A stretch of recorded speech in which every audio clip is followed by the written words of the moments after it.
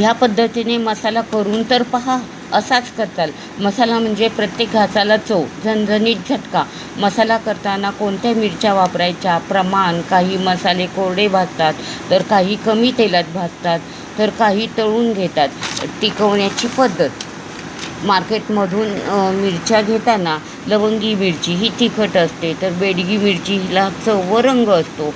काश्मीरी मिरची हिने रंग छान येतो. ह्या मिरच्यांची देठं काढून निवडून 4 ते 5 तास उन्हात सुकवून घ्यायच्या. जास्त ऊन देऊ नये, नाहीतर मसाल्याचा रंग बदलतो. आता इथे आपण खडे मसाले पाहूयात.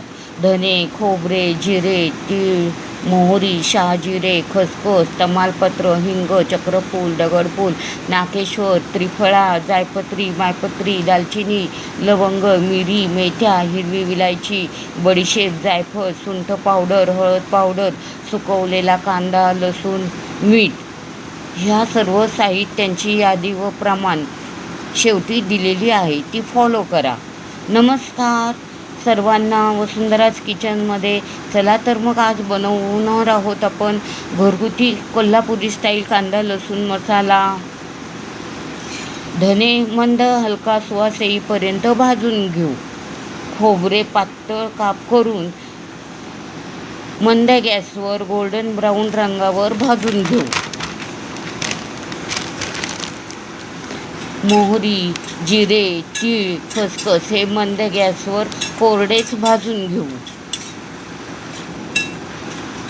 काही मसाले तेलात तळून घ्यायचे असतात.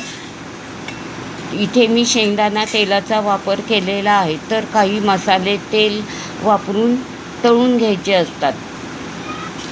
तमालपत्र हे तेलात तळून घेऊ. हिंग तेलात तळून घेऊ. सुंठ व हळकुंड असतील तर ते तेलात तळून घेतात. इथे मी सुंठ पावडर व हळद पावडर वापरली आहे. थोड्या तेलात मंद गॅसवर चक्रफूल, दगडफूल, जायपत्री, नाकेश्वर, त्रिफळा, मोठी विलायची भाजून घेऊ.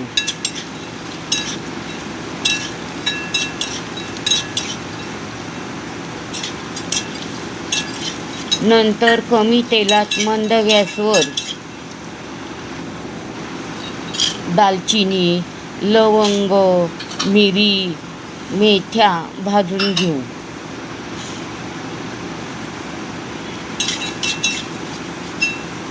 हिरवी विलायची, बडीशेप, जायफळ हे इथे मी फोडून टाकलेले आहेत. हे सर्व भाजून घेऊ.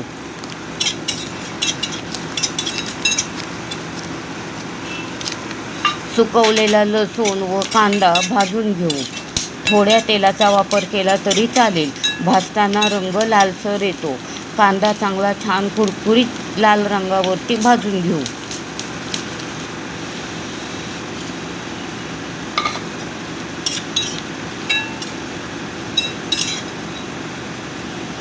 मिरच्या भाजताना सर्व मिरच्या एकत्र भाजू नये.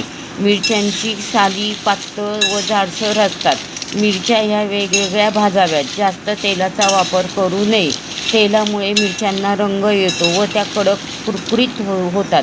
जास्त तेल वापरले तर डंकावरील ताई रागवतात, कारण त्यांना मसाला चाळताना त्रास होतो. आपला मसाला जाडसर होतो.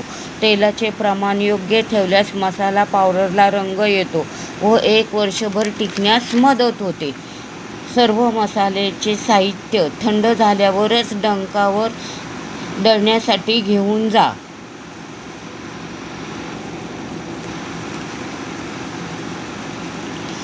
नंतर डंकावरून मसाला दळून आणल्यानंतर पुन्हा आपल्या घरी मसाला थंड करा. पहा किती छान मसाला तयार झालेला आहे. चिनी मातीच्या किंवा काचेच्या बरणीत खाली थोडेसे मीठ घाला व वरून मसाला भरा, म्हणजे मसाला टिकण्यास मदत होते. मसाला कोरड्या जागी ठेवा. मसाल्याला ओला हात लावू नये. रोज लागणारा मसाला वेगळ्या छोट्या बरणीत काढून ठेवा. व्हिडिओ आवडल्यास लाईक, शेअर अँड सबस्क्राईब. पुन्हा भेटू.